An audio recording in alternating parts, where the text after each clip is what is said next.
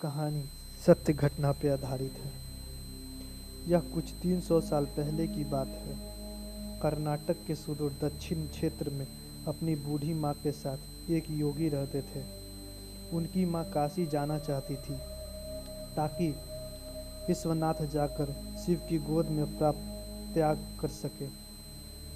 इसके अलावा उसने अपने जीवन में अपने बेटे से कुछ भी नहीं मांगा था।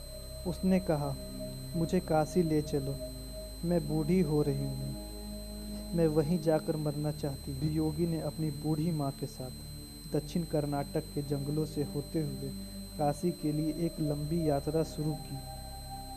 वृद्ध होने के कारण उनकी माँ का स्वास्थ्य बिगड़ गया, तो उन्होंने माँ को कंधे पर उठा लिया और जाहिर तौर पर कुछ समय पश्चात वह कमज़ोर महसूस करने लगा।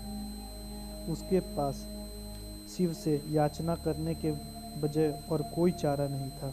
उन्होंने याचना की, हे शिव, मुझे मेरे इस प्रयास में विफल मत होने देना। बस यही एक चीज़ है जो मेरी माँ ने मुझसे मांगी है। कृपया मुझे इसे पूरा करने दें। मैं इन्हें काशी ले जाना चाहता हूँ। हम वहाँ सिर्फ आप ही के लिए जा रहे हैं। कृपया मुझे ताकत दें। जैसे ही उन्होंने चलना शुरू किया तो पीछे से एक घंटी की आवाज़ सुनाई दी, जैसे कोई बैलगाड़ी आ रही है। उन्होंने धुएं और धुंध से उभरती हुई एक बैलगाड़ी दिखाई दी, जिसे एक बैल खींच रहा था, जो थोड़ा अजीब था क्योंकि एक बैल वाली बैलगाड़ी छोटे रास्ते के लिए होती है। जब सफ़र लंबा और जंगली इलाके से होते हुए तो हमेशा 2 बैलगाड़ी होती है और 2 बैलगाड़ी खींचती है। पर जब आप थके हो तो ऐसी बारीकियों को किसे परवाह। गाड़ी नज़दीक आई पर वे चालक को देख नहीं पाए क्योंकि चालक लंबादे में था और बाहर धुंध भी। मेरी माँ बीमार है, क्या हम आपकी खाली गाड़ी में यात्रा कर सकते हैं? उन्होंने कहा। अंदर बैठे व्यक्ति ने सिर हिला के हाँ कहा। वे दोनों गाड़ी में बैठ गए और बैलगाड़ी आगे चलने लगी। कुछ समय बाद योगी का ध्यान इस ओर गया कि जंगली रास्ते होने के बावजूद भी बैलगाड़ी बहुत आसानी से आगे बढ़ रही है। तब उन्होंने नीचे देखा और पाया कि पहिए घूम नहीं रहे हैं, वे रुके हुए थे, पर गाड़ी आगे बढ़ रही थी। तब उन्होंने बैल की तरफ देखा और पाया कि बैल बैठा हुआ था, पर बैलगाड़ी चल रही थी। तब उन्होंने चालक की ओर देखा और पाया कि वहाँ सिर्फ लामबादा ही था।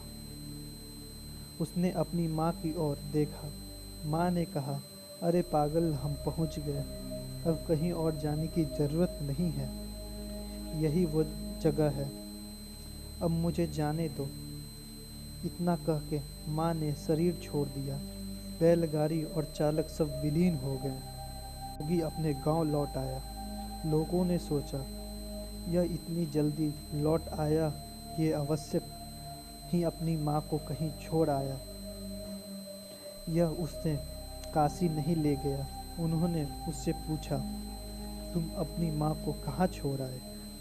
उसने उत्तर दिया, हमें वहाँ जाना नहीं पड़ा, शिव खुद आए थे हमारे लिए। क्या बकवास है, उन्होंने कहा। योगी ने उत्तर दिया, मुझे फ़र्क नहीं पड़ता कि आप क्या सोचते हैं, वे आए थे हमारे लिए और यही सच है। मेरा जीवन ज्योतिमय हो गया है, यह मैं अपने अंतर में जानता हूँ। अगर आप नहीं मानते हैं तो आप जाने। तब उन्होंने पूछा, ठीक है, हमें कुछ ऐसा दिखाओ कि हम मान कि तुम्हें सच में शिव को देखा है और वे सच में तुम्हारे लिए आए थे। योगी ने कहा, मैं नहीं जानता, मैंने उन्हें नहीं देखा, मुझे सिर्फ एक लंबादा दिखा, वहाँ कोई चेहरा नहीं था। वहाँ कुछ नहीं था, वह खाली थी। सबने देखा कि वह वहाँ खुद नहीं थे, सिर्फ उनके कपड़े ही दिखाई पड़ रहे थे। वे दक्षिण भारत के महान संत बने। जहाँ भी वह जाते लोग उन्हें बिना चेहरे वाले योगी के रूप में जानते थे। तो दोस्तों, ये कहानी आपको कैसी लगी? अगर अच्छी लगी तो लाइक कर दें और मेरे चैनल को सब्सक्राइब कर दें, और ये ज़रूर बताएं कि ये कहानी आपको कैसी लगी। इसके लिए आप कमेंट में हमें बताएं।